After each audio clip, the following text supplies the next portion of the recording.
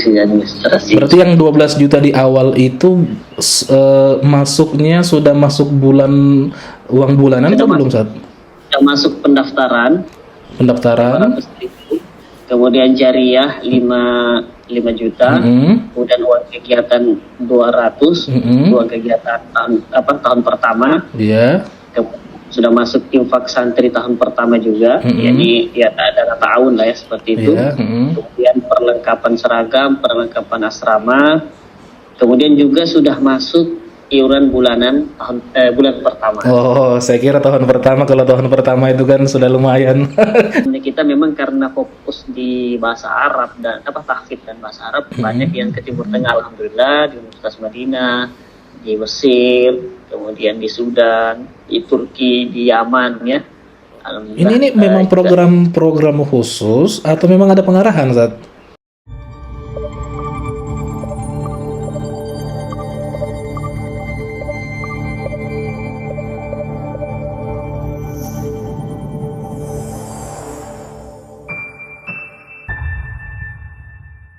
Assalamualaikum warahmatullahi wabarakatuh. Para pemirsa yang dirahmati Allah subhanahu wa ta'ala, mudah-mudahan urusannya selalu dipermudah oleh Allah subhanahu wa ta'ala, amin ya rabbal alamin. Nah, pada kali ini para pemirsa yang saya hormati, saya ingin membahas atau berdiskusi dengan salah satu pengurus di sebuah lembaga pendidikan yang mungkin ini bisa menjadi bahan pertimbangan bagi para pemirsa sekalian yang mungkin bingung ya, ingin menyekolahkan anaknya di mana, ya, terutama yang ingin menyekolahkan anaknya menjadi pribadi muslim, menjadi hafiz, orang yang menghafal Al-Quran, kemudian juga mandiri ya, mencintai ilmu ya, dan bertanggung jawab dan lain sebagainya, yaitu pesantren Ahlus Suffah Gunung Binjai.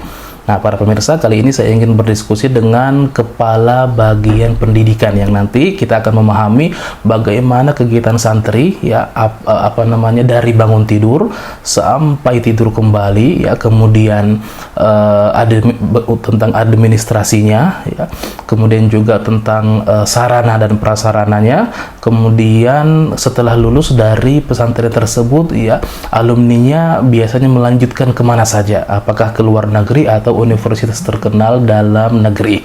Mudah-mudahan bisa jadi bahan pertimbangan atau dorongan ya untuk para pemirsa sekalian yang ingin menyekolahkan anaknya di pesantren Ahlus Suffah.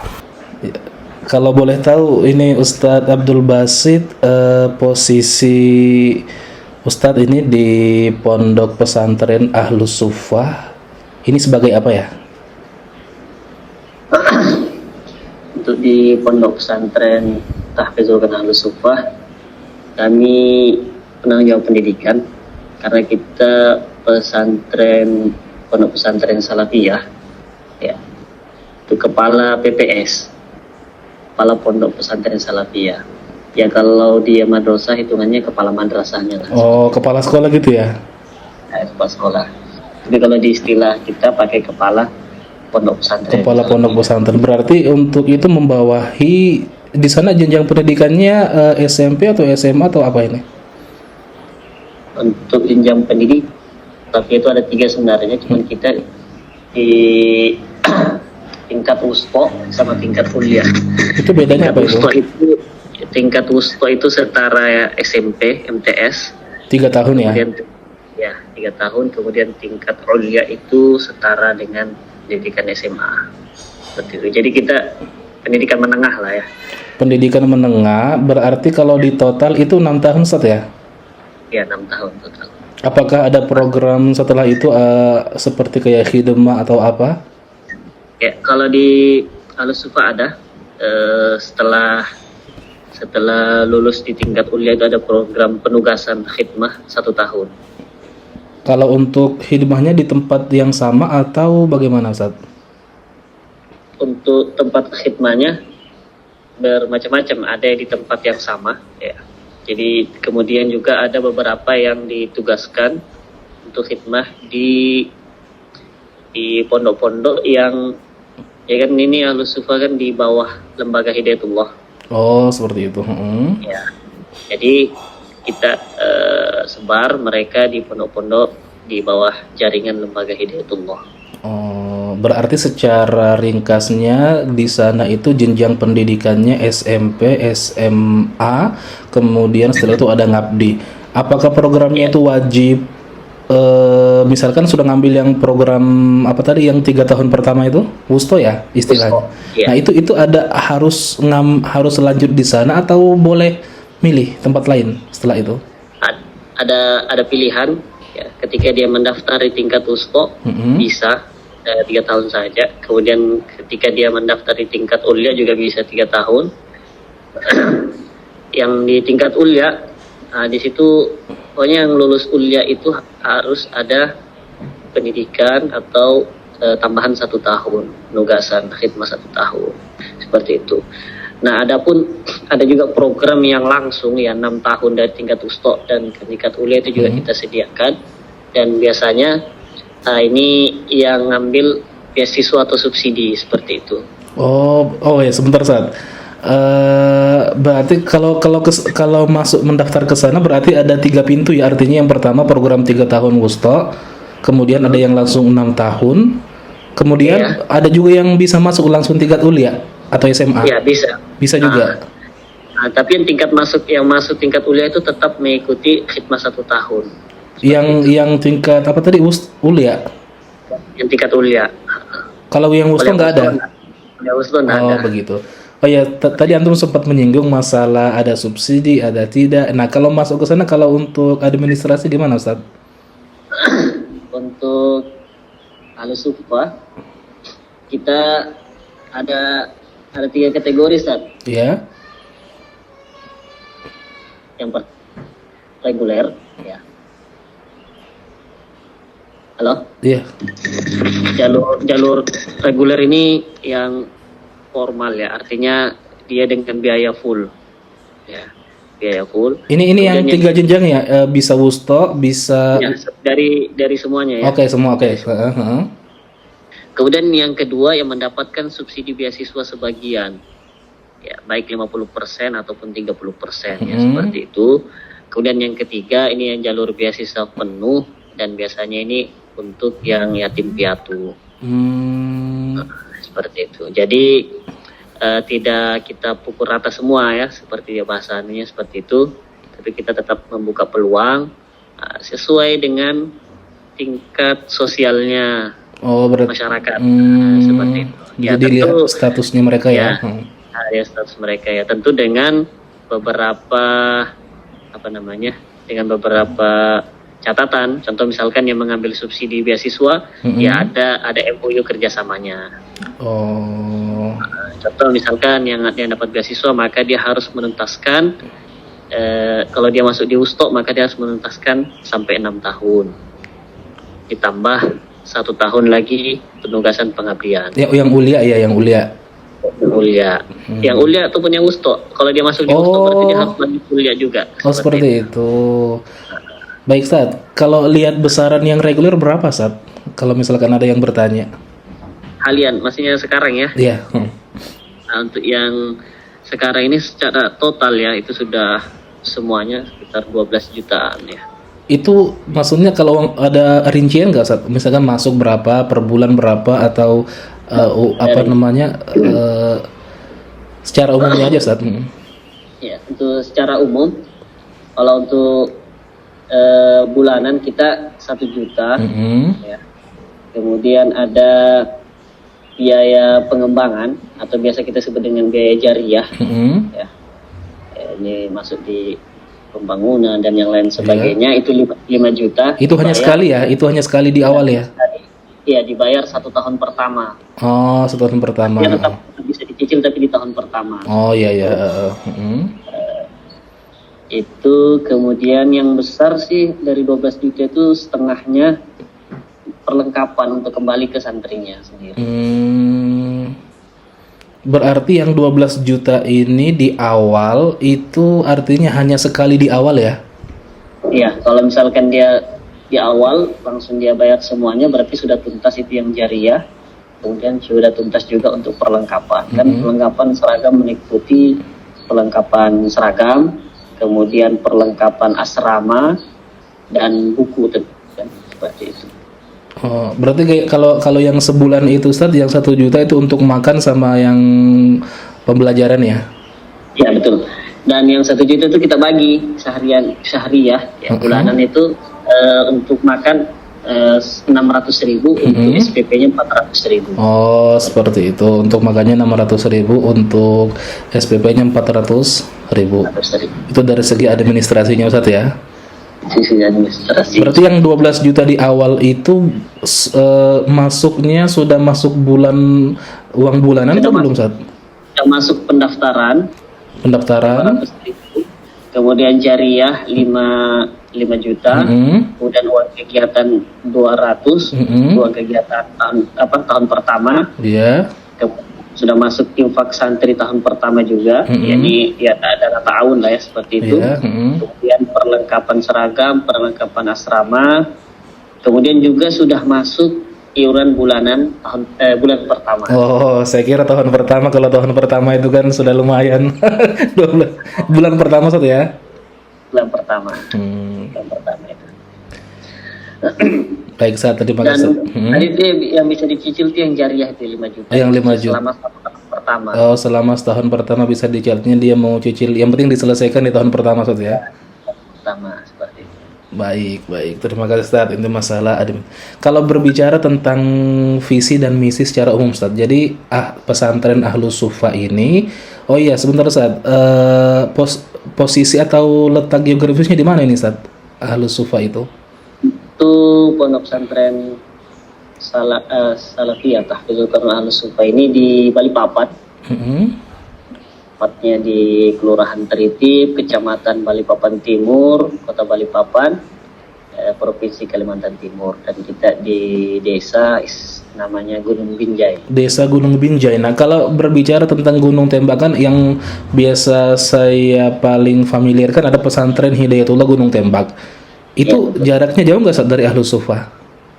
Jaraknya dekat ya, sekitar 5 kilo lah.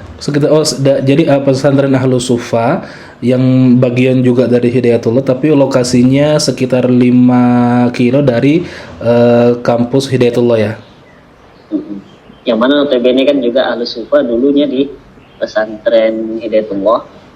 Tapi karena ini fokus di program tahfidz, alhamdulillah ada pengembangan di Gunung Binjai ini seperti itu. Kalau mau tahu lokasinya berapa luas, Tad? Alhamdulillah untuk lokasi ya sangat representatif ya, luas, dan juga ini untuk kondusivitas santri ya. Sekitar 60 hektar lebih, Tad. 60 hektar lebih? 60 hektar lebih, alhamdulillah. Kalau jumlah santri yang sekarang ada berapa, Tad? Ya, jumlah santri sekitar 250. 250 saat ya. Itu kalau di daerah Jawa punya 60 hektar itu sudah Masya Allah itu. Ya, cuman dari 60 hektar itu belum semua termanfaatkan. Ada sebagian perkebunan karet, punya wakaf perkebunan karet. Kemudian juga ada sebagian yang dimanfaatkan untuk kegiatan perkebunan, pertanian, seperti itu. Intinya Ahlus Sufa ini 60 hektar punya lahan 60 hektar ya, meskipun semuanya belum dipakai buat proses yang pendidikan tadi itu ya. Iya. Seperti itu. Oh, baik.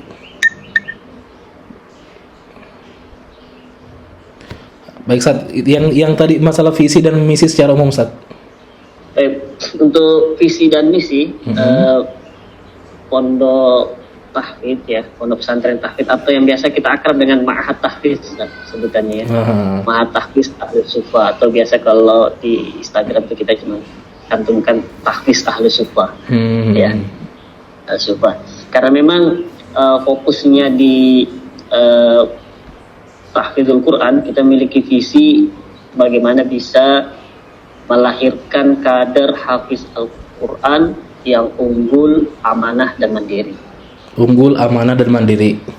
Nah, ini menjadi tagline besar kita, ya, unggul, kemudian amanah, kemudian mandiri, seperti itu.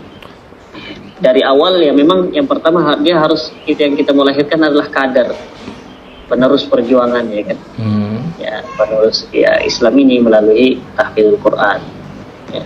Kemudian kader tidak hanya jil ya, tidak hanya penerus tapi dia hafiz Quran. Ini dua kata ini yang kita pilih untuk kita untuk membedakan dengan lembaga-lembaga yang lain. Kan ada lembaga tahfidz tapi tidak diorientasikan untuk menjadi kader misalkan, karena kita kan di bawah lembaga besar. Seperti itu. Ada lembaga yang melahirkan kader tapi tidak diikat dengan tahfidnya, tapi ke kaderannya. Nah, kita ingin mengkomunikasikan itu. Komparasi ya, Masya Allah. Adapun untuk misinya, ya tentu yang pertama kita menjadikan masjid sebagai pusat pergerakan dan pembinaan spiritual. Jadi fokus kegiatan di masjid. Kemudian yang kedua, kita di samping program tahfidz ini kita juga menyelenggarakan pendidikan yang profesional, ya, yang tentunya akan dapat melahirkan kader hafiz Al-Quran yang unggul, ya, berakhlak mulia, cerdas, ya, mandiri dan memiliki tanggung jawab untuk mengangkat martabat umat ini. Kemudian yang ketiga, tidak lupa juga kita menjadikan kampus.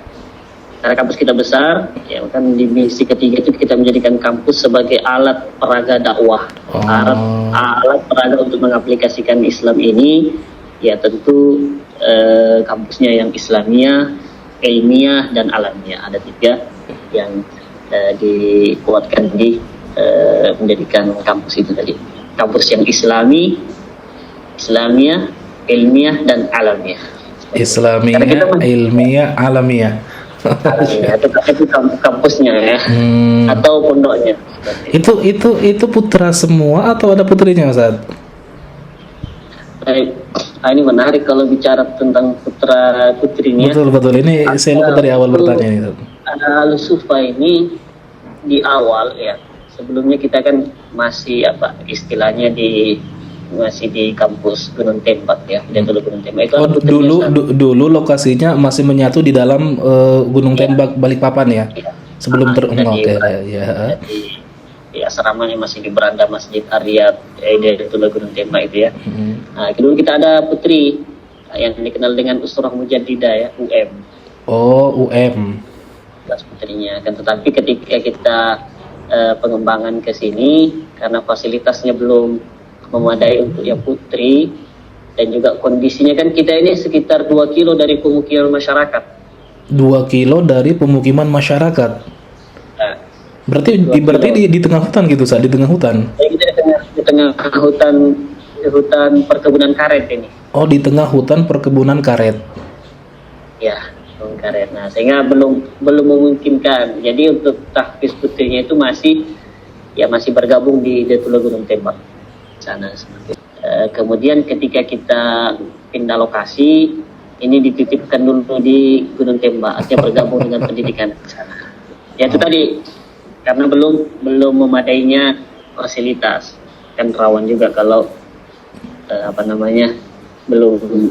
belum fasilitasnya belum memadai kan. Memang kalau untuk yang perempuan ini lebih ekstra, Ustaz. Rawan. Betul. Cuman biasanya peminatnya lebih banyak biasanya. Sih. Nah, makanya ketika ditanya Al-Sufa dan putrinya, ya jawaban yang pertama kita bilang ada. Cuman lokasinya masih di Gunung Tembak yang sekarang ikut di pendidikan sekolah menengah Hidayatullah putrinya di sana. Oh, seperti itu. Baik, Ustaz. Programnya. Lupa tadi saya nanyakan target hafalan yang untuk wusto sama yang ulia, Ustaz. Baik. Untuk target hafalan ya tentu target pertama bagaimana santri bisa menuntaskan hafalan 30 juz ya. Itu sebentar, 30 juz ini untuk wusto sama ulia? Ini target umum. Target umum 30 juz, baik. Adapun untuk target penambahan hafalan baru per semester, kita menetapkan target minimal. Ya, target minimal adalah target terendah seperti itu. Yang pertama di kelas 1 wusto ya. Di kelas 1 wusto itu target minimal sekitar 15 juz saja, Ustaz. Di wusto targetnya 15 juz. 15 juz saja. Itu berarti 3 tahun saat ya, 3 tahun. Ya, 3 tahun. Itu dengan di tahun pertama ada 3 bulan ya. 3 bulan pertama itu ada perbaikan bacaan. Karena tentunya apalagi yang masuk di tingkat usto, ini tingkat SMP kan, ada yang dari sekolah umum dan yang lain sebagainya.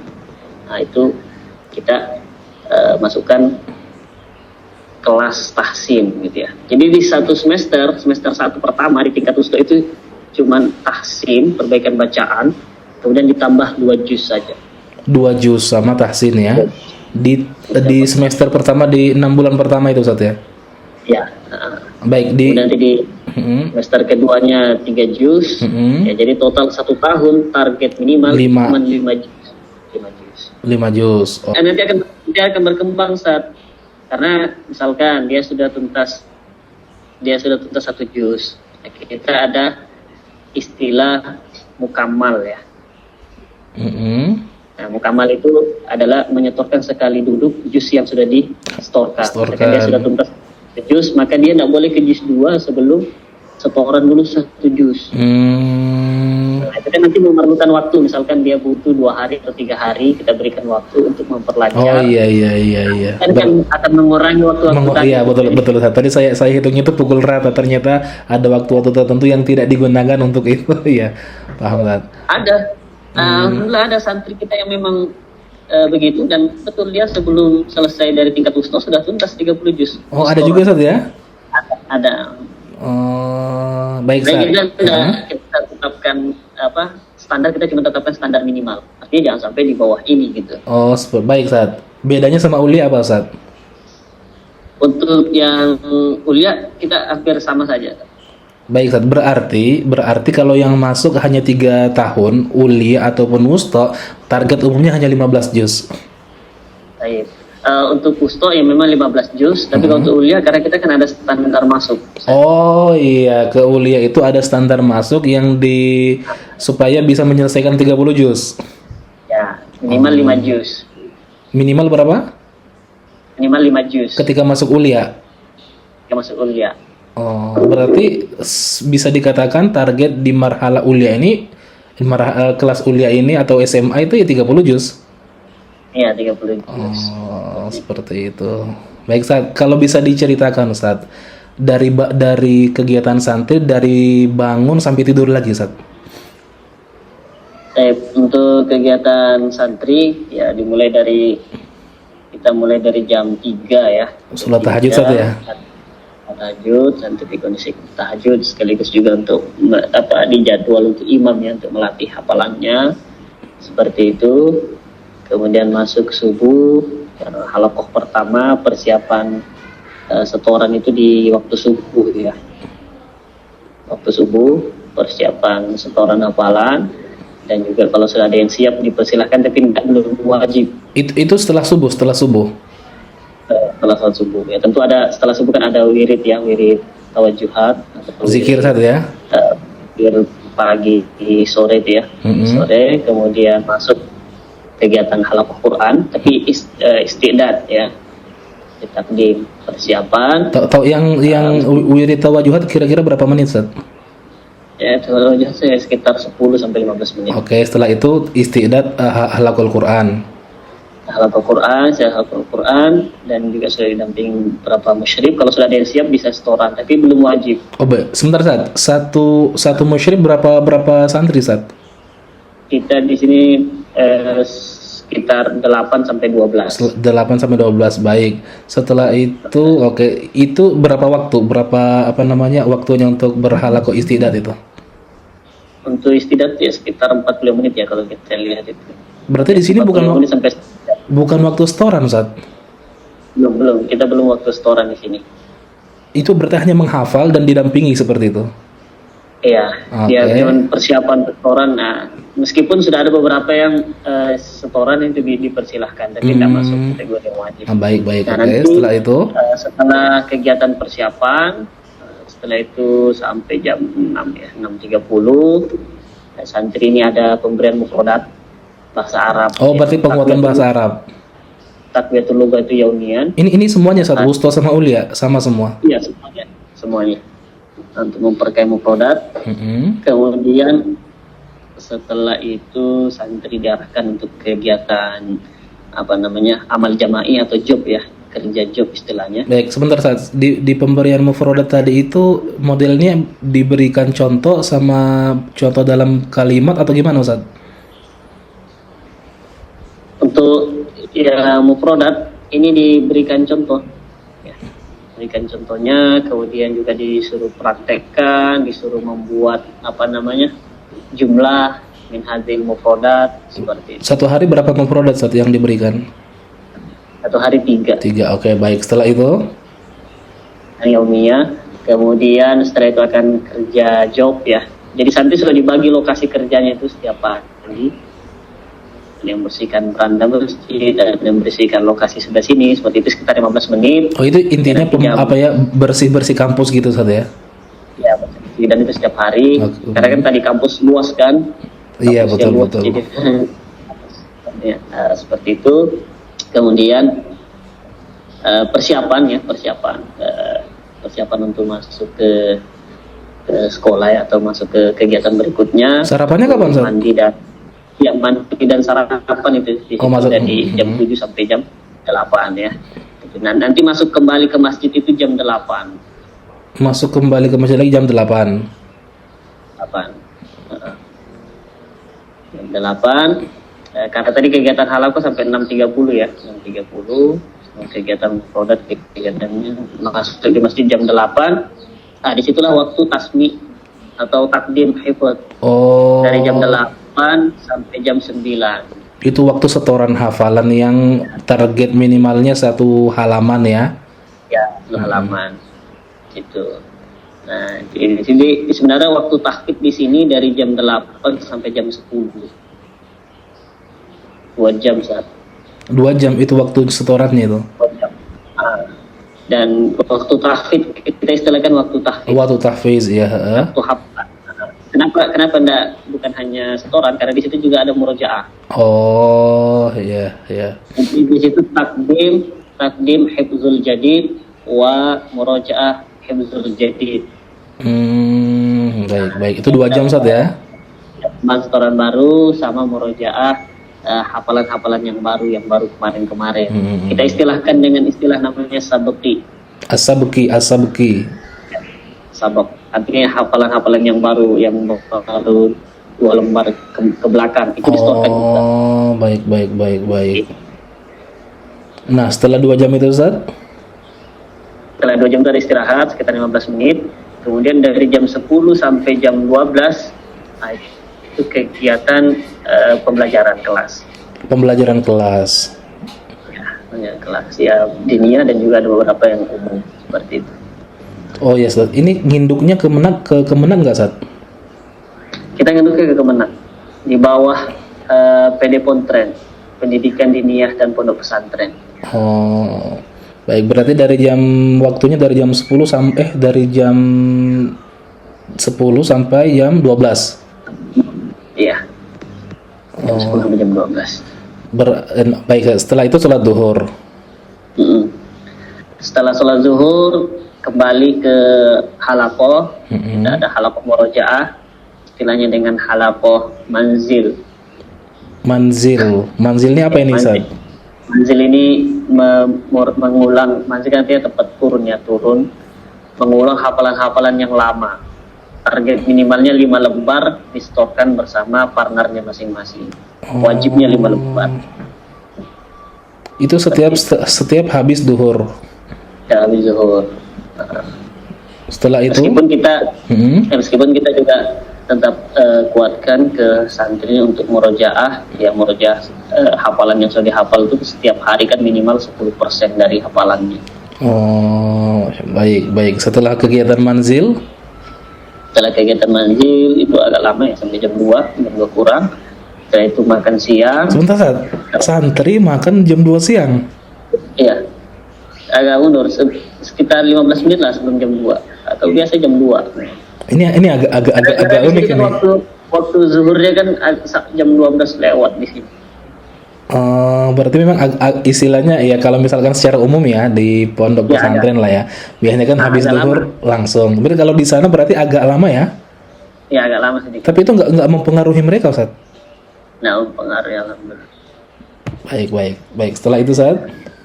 Nah, kemudian setelah itu kegiatan mandiri, ya, kegiatan mandiri siang itu istirahat, kemudian siang full istirahat, qailullah, nanti asar, kegiatan masaiyah.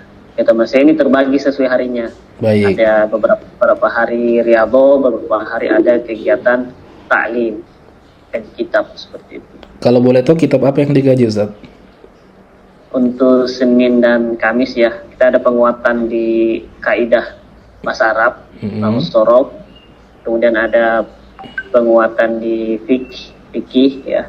Kemudian sama di akidah atau tauhid seperti itu. Kalau untuk selain hari itu Ustaz? Yang selainnya ada kegiatan riyadhah ya, olahraga. Itu kemudian ada satu hari itu kegiatan wajib untuk difa' nafs atau bela diri. Bela diri. Kenapa nggak bela diri dimasukkan dalam kategori olahraga Ustaz? Kalau ya sebenarnya masuk, cuman kan yang bela diri ini wajib diikuti seluruh santri. Kalau olahraga dia akan terbagi ya, ada yang memilih sepak bola, ada yang memilih takraw misalkan, seperti itu. Baik, selain sepak bola, selain ada takraw, ada olahraga apa lagi Ustaz? Olahraga ya, karena memang kita untuk fasilitas belum semua memadai gitu ya. Ya ada tenis meja, takraw, ada volley. Ya. Ada kuda juga kita Ustaz. Oh, ada berapa ekor Ustaz? Alhamdulillah ada kuda wakaf di sini sekitar 5 ekor. 5 ekor kuda. Wah, berarti santri sudah banyak yang mahir nunggang kuda Ustaz ya? Alhamdulillah sebagian. Karena kan olahraga ini kan kita kategorikan bakat dan minat kan, tidak semua santri. Meskipun ada beberapa waktu yang memang kita gilir per kelas seperti itu. Baik. Tadi yang masalah olahraga, kemudian tidak ada difa'anin nafs. Kalau boleh tahu jenisnya apa nih Ustaz? Kan bela diri itu beda-beda Ustaz, ada banyak kita kan? Silat. Ya, kita silat tapak suci. Oh, silat tapak suci. Baik. Kalau boleh tahu kenapa pilihannya tapak suci Ustaz? Kan banyak itu IPSI. Tapak suci kenapa ya? Yang pertama sih karena memang dia berasal dari ini ya, dari Islam ya. Bela diri tapak suci kan banyak, dan juga ini yang pertama ada gitu gurunya. Oh, jadi secara kesimpulannya karena sumber daya manusianya yang bisa mengajarkan difa'anin nafs awalnya tapak suci. Dan juga memang karena ini kan tapak suci kan punya putra Muhammadiyah ya. Iya betul. Ya dari visi misi dan yang lain sebagainya semuanya bernafaskan Islam seperti itu. Baik. Tapi nggak ada yang ngajar-ngajar kata tenaga dalam kan Ustaz? Tapak suci nggak ada. Karena saya lihat ada beberapa video itu kalau di beberapa pencak silat biasanya ada kayak apalah gitu istilahnya bergesekan dengan syariah lah. Tapi di tapak suci nggak ada ya? Nggak ada. Ya, tapak suci nggak ada. Alhamdulillah kita juga resmi terdaftar tapak suci. Kemudian juga kita alhamdulillah banyak yang sudah mengikuti kegiatan kejuaraan dan yang lain sebagainya. Masya Allah. Kegiatan kejuaraan dan hafiz Quran juga. Jadi yang diikuti dari segi kognitifnya juga, kemudian juga ini dari pencak silatnya juga, Masya Allah. Sering juara Ustaz? Alhamdulillah beberapa kali juara, bahkan ada yang sampai provinsi waktu itu. Provinsi juga ada. Baik Ustaz, tadi kelewatan ya tentang olahraga. Baik, setelah olahraga itu kegiatan tadi ada kegiatan taklim. Sore salat maghrib. Habis salat maghrib itu asya ya, makan malam ya, makan malam salat isya. Setelah isya itu kegiatan halakoh kembali untuk persiapan setoran besok. Ya, persiapan halakoh besok itu sampai jam 9. Nah nanti jam 9 ini ya tentu ada tadi wirid malam ya setelah isya. Oh, jadi wirid ini 2 kali Ustaz ya? Ya, wirid 3 kali. Oh, 3. Wirid pagi, wirid petang, wirid malam. Bedanya apa Ustaz? Yang pagi, petang sama malam, apakah semuanya sama atau? Kalau yang wirid pagi, petang kan itu Al-Masurat ya.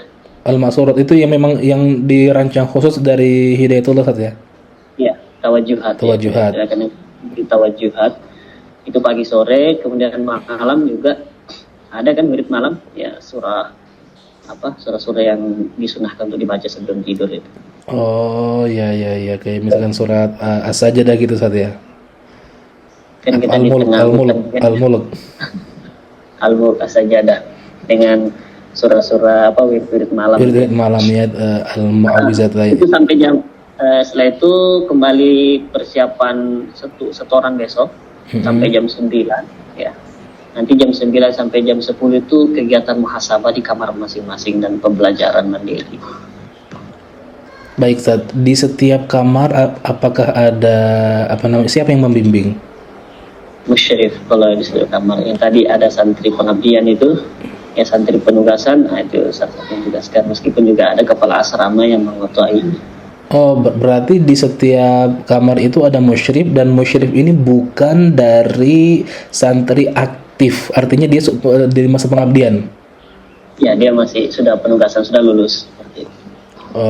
Kalau boleh tahu unsur-unsur yang ada di dalam kampus Ahlus Sufa selain santri, kemudian ada musyrif, apakah guru-guru tinggal di sana atau bagaimana Ustaz? Itu tadi untuk guru-guru belum semuanya ya tinggal di kampus karena fasilitasnya belum memadai semuanya. Tapi alhamdulillah sudah ada beberapa yang tinggal ya di sini, sekitar 5-6 dewan guru yang sudah berkeluarga. Dan tentu ini juga yang seperti bagian kampus, keasramaan dan seperti itu. Adapun yang lainnya juga tetap terjadwalkan untuk ribat ya, kita istilahkan di sini ya, sekitar 3 guru itu untuk tetap standby di kampus. Artinya di kampus itu selalu ada guru yang mendampingi. Selalu ada. Oh, baik Ustaz.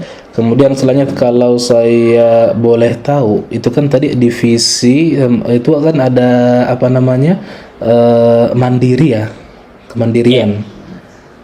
Yeah. Kalau lebih mengerucut lagi, kegiatan apa yang mengantarkan para santri untuk kemandirian, Ustaz? Baik. Kemandirian ya kita masukkan dalam visi ya, karena memang ini salah satu tujuan ya. Tujuan kita ya tentu yang pertama, kegiatan kemandirian itu banyak diasah dan dilatih dengan kegiatan kemandirian di asrama.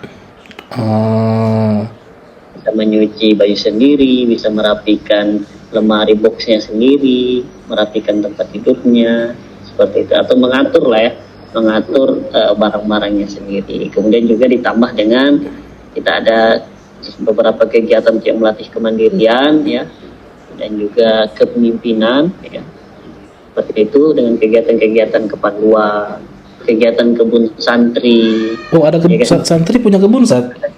Kebun santri per kelas seperti itu ya. Oh, ini kan salah satu keunikan juga, Ustaz. Setiap kelas itu punya kebun.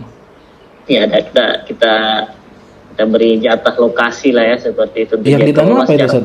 Yang ditanam apa? Yang ditanam apa?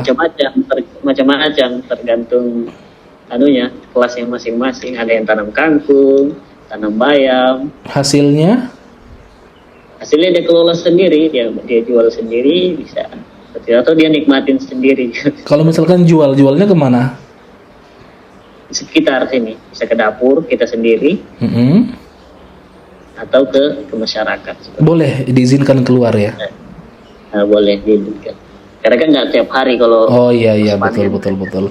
Baik Ustaz. Tapi memang kita tidak berbicara di produktivitas di situ, tapi bicara tentang kegiatan dia. Oh iya, jadi bukan dilihat dari hasil kuantitasnya, hanya kita lihat kegiatannya melatih. Itu luar biasa, Ustaz. Itu melatih juga dalam jiwa-jiwa entrepreneur kan. Luar biasa. Kita setiapkan waktunya, makanya di kita pembelajaran itu sampai di hari Jumat saja, Ustaz. Oh, pembelajarannya sampai hari Jumat? Ya, jadi Sabtu itu kita di lapangan. Oh, sebentar Ustaz, di hari Sabtu bagaimana Ustaz? Apa kegiatan yang berbeda daripada hari-hari lainnya, Sabtu dan Ahad? Sabtu ya. Ya tentu yang dari Senin sampai Jumat itu sama ya, hampir mirip-mirip ya. Yang sudah tadi antum jelaskan ya. Ya. Nah, apa yang berbeda hari Sabtu dan Jumat? Untuk yang di hari Sabtu dari pagi itu yang pertama kegiatan kepanduan atau pramuka lah ya istilahnya, kecakapan diri ya, keterampilan. Nah itu terpimpin ya baris per baris, LKBB gitu ya.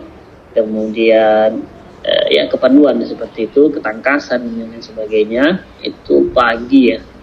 Kemudian setelah itu nanti sekitar jam 9 itulah kembali diarahkan ke kebun-kebun kelas. Atau tergantung kondisi, misalkan kita butuh kegiatan apa seperti itu dimanfaatkan seperti itu. Ya untuk mengupgrade minat dan bakatnya di hari Sabtu. Hari Sabtu, baik. Siang dan sore? Kemudian untuk siang ya seperti biasa ya, ini kegiatan istirahat dan yang lain sebagainya. Baik. Sore itu kalau Sabtu olahraga. Baik. Kemudian di hari Ahad. Untuk hari Ahad, karena ini waktu liburnya mereka, ya, cuman pagi kita ada kegiatan kerja bakti kampus. Setiap hari Ahad pagi. Hari Ahad kegiatan kegiatan amal jama'i lah, seperti kampus. Ini secara umum ya, secara umum seperti itu. Baik. Kalau misalkan ada santri yang ingin belanja kebutuhan sehari-hari, apakah dari pihak kampus menyediakan misalkan toko atau tempat belanja, atau mereka keluar, apalagi tadi antum bilang jauh dari pemukiman, itu gimana Ustaz? Iya. Untuk kegiatan belanja, alhamdulillah pondok sudah menyediakan bakolah ya. Ya, bakolah. Kita ada koperasi, ada kantin. Seperti itu, koperasi dan kantin di pondok ya. Nah itu salah satunya juga ada beberapa pesantren dipilih ya untuk melatih jiwa kemandiriannya untuk menjaga itu. Penanggung jawab bagian koperasi. Ya, seperti itu. Kemudian juga jika ada yang ingin membeli kebutuhan yang tidak tersedia di koperasi, itu ada jadwal untuk tasawufnya, untuk belanja keluar. Itu hari apa Ustaz? Dengan kesempatan dan waktu yang terbatas. Itu di hari Sabtu sama hari Ahad. Hari Sabtu dan hari Ahad. Setelah kegiatan wajibnya ya, seperti itu. Oke. Kemudian Ustaz, untuk kalau misalkan orang tua mengunjungi, untuk kegiatan kunjungan wali santri kita sudah jadwalkan dalam sepanjang tahun itu setiap akhir bulan ya, dengan tanggal yang sudah kita tetapkan. Jadi kalau mau ini bisa sebulan sekali. Oh berarti nggak boleh di waktu terserah mereka gitu? Ada waktu tertentu? Nggak boleh. Tidak ada waktu tertentunya. Biasanya kita rangkai dengan kegiatan saat. Oh, jadi langsung istrinya sekali supaya langsung banyak kegiatan yang terselenggarakan gitu Ustaz ya. Nah, contoh misalkan kegiatan kajian orang tua santri, kan kita punya kegiatan juga kayak gitu, kita includekan seperti itu. Juga ada kegiatan misalkan simaan santri bersama orang tua, seperti itu. Atau kita rangkai tahun kemarin ini semester kemarin kita rangkai kajian wali santri sekaligus simaan hafalan santri ke orang tua masing-masing. Oh, Masya Allah. Ini kayak piknik gitu kan, kita alhamdulillah kampus luas kan, ada danau, ada ini kan, di bawah pohon. Jadi orang tuanya datang, kita kumpul dulu di aula, ada yang mengisi kajian atau parenting lah ya, istilahnya kalau wali santri. Setelah itu kita persilahkan mereka bertemu dengan anaknya masing-masing, tapi kita ada kegiatan, dia wajib menyetorkan misalkan simaan manzil 5 lembar, berarti dia wajib nyetor 5 lembar ke wali santrinya. Kemarin terakhir kita naikkan mukamal, jadi 1 juz harus disetorkan sama wali santrinya. Ada siapkan kertasnya, jadi alhamdulillah orang tua juga bisa menikmati bacaan Al-Quran anandanya sendiri gitu kan, seperti itu. Di samping dia kunjungan, jadi nggak kunjungan aja seperti itu. Jadi kegiatannya jelas gitu, diarahkan yang memang tidak bertentangan dengan kegiatan santri langsung gitu.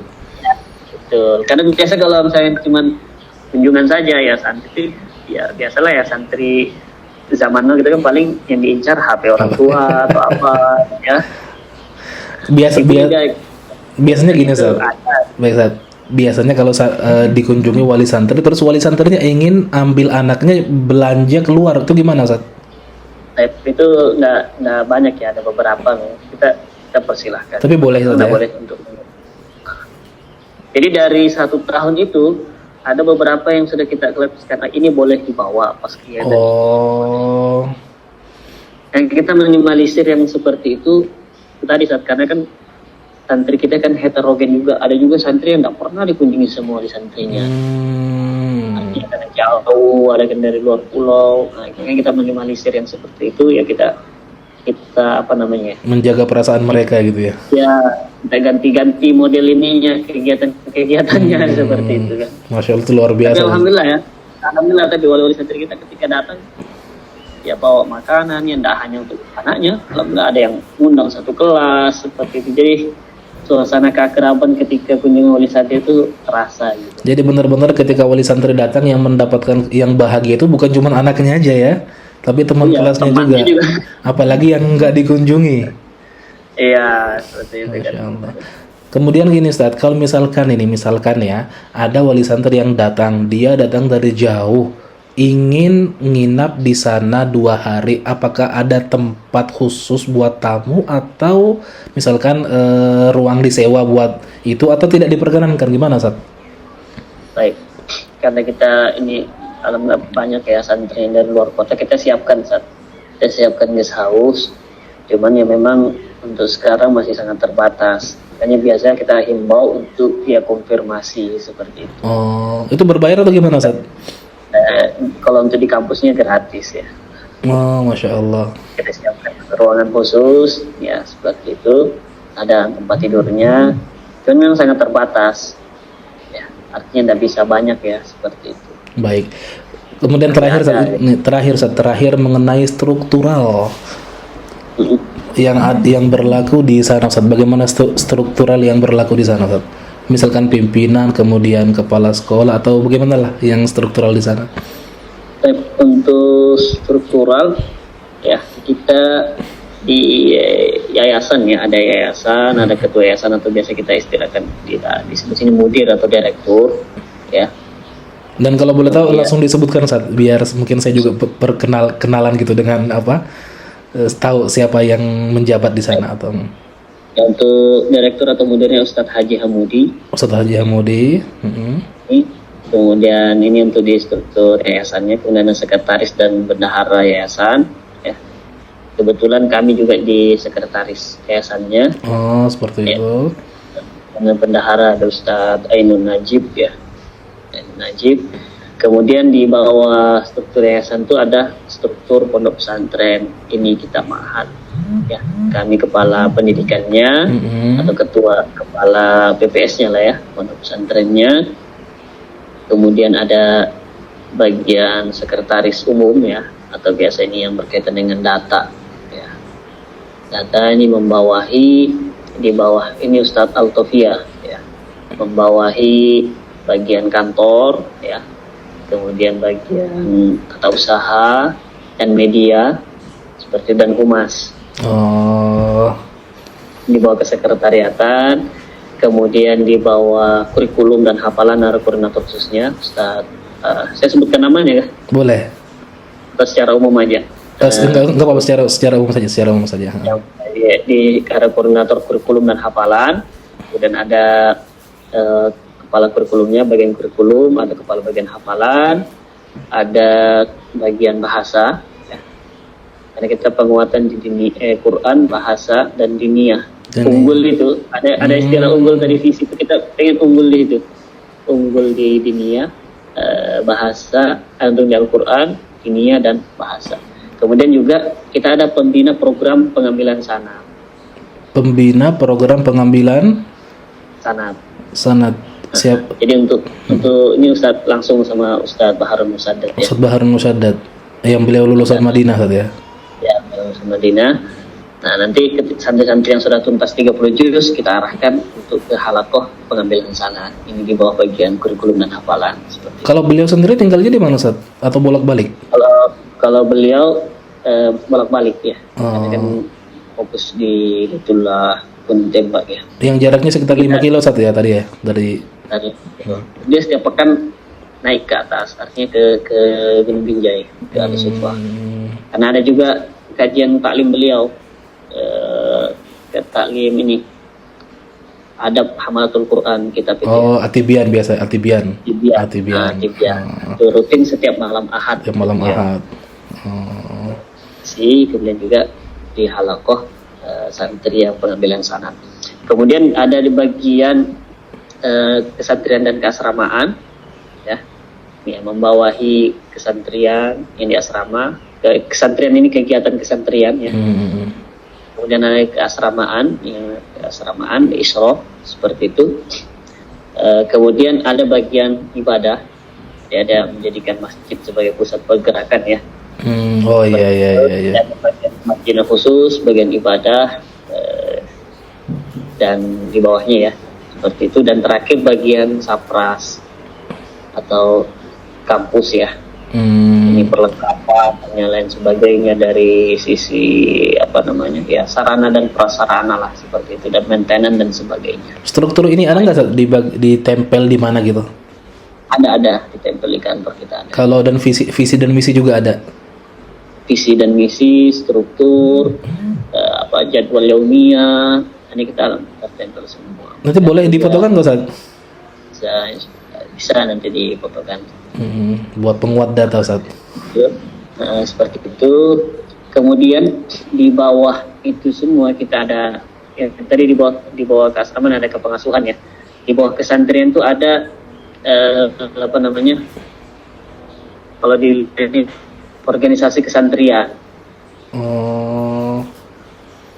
Posma kita istilahkan, organisasi santri Ma'had Ahlus-Sufa. Hanya membantu beberapa kegiatan yang ada di Ahlus-Sufa juga, tapi dari santri untuk melatih mereka memimpin dan sebagainya seperti itu. Untuk strukturnya tentu di atas tadi ada pembina dan pengawas ya. Baik. Berarti secara ringkasnya dari struktural ini yang tadi antum sebutkan, memang kalau yang bertanggung jawab masalah pendidikan di sana ya memang berarti saya nggak salah orang untuk bertanya ya. Yang istilahnya ya memang mengurus semua masalah pendidikan yang ada di pesantren Ahlus-Sufa Gunung Binjai tadi ya, Ustaz ya. Iya. Jadi alhamdulillah berarti insya Allah datanya valid lah insya Allah. Kalau boleh tahu, Ustaz, antum di sana dari tahun berapa? Saya di sini akhir tahun 2018 ya. Kan lulus dari, kalau tuh di Ahlus-Sufanya saya alumni sini juga, Ustaz. Alumni dari sana juga? Iya, alumni di sini dari awal Ma'had Ahlus-Sufa kita lah yang mengawali ya. Tahun kedua itu saya masuk dari tingkat usto, kemudian tingkat kuliah, kemudian ditugaskan pengabdian juga, cuman saya pengabdian di luar ya. Kemudian kembali ke sini, kemudian setelah itu berangkat kuliah di Stiba Roya. Lulusan Stiba juga, Ustaz? Ya, lulusan Stiba Roya. Angkatan berapa, Ustaz? Angkatan di Idapnya ya, di Ma'hadnya itu angkatan 8. Kalau untuk di Stibanya itu angkatan ketiga. Angkatan ketiga Stiba Arroya Sukabumi. Yang sekarang sudah berubah jadi Institut Muslim Cendekia. Ya. Baik. Kemudian akhir 2018 kembali ke Ma'had ini kan. Ini sekarang S2-nya di mana, Ustaz, kalau boleh tahu? Untuk S2 di UINSI Samarinda, Universitas Sultan Haji Muhammad Sulaiman Idris ya. Mudah-mudahan lancar, Ustaz ya. Ya, mohon doanya, ini lagi penyusunan tugas akhir. Tesis.